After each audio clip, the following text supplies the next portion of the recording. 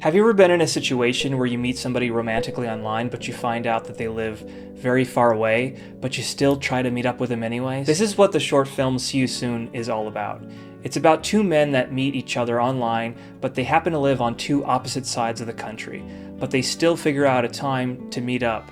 And as you can assume, things don't go according to plan. This is one of those special short films after you watch it, you instantly want to share it with somebody. This film's only 16 minutes long, and I'll have a link down below where you can see it for free. I'm not going to spoil this short, but I will be talking about it, so if you want to watch it first, you totally can.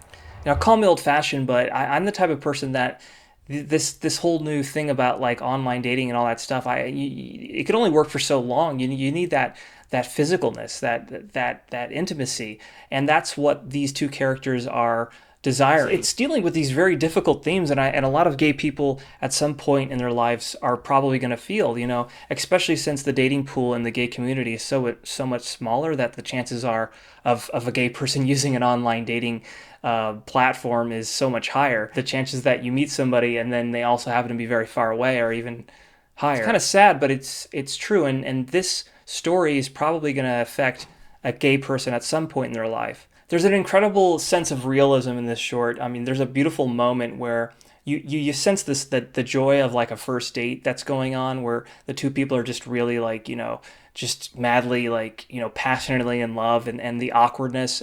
There's this really great character moment that one of the actor does where you can catch him like fixing his hair, as like the wind's blowing it, and it's like those insecurities, like you want to look your best for this person that you're finally meeting in person. There's little moments like that the actors give that are really spot on. There's this sexual moment that happens in the film as well it's just the realities of preparing for a type of gay intimacy. It has that complete and fullness of a feature film in just a fraction of the time, which is really hard to do. I mean, short films conceptually are harder to make than feature films. Yes, the physicality and the filming days are a lot less, but the concept and the writing has to be really well done. A lot of short films can feel like just slices of life or moments, but this has a complete beginning, middle, and end.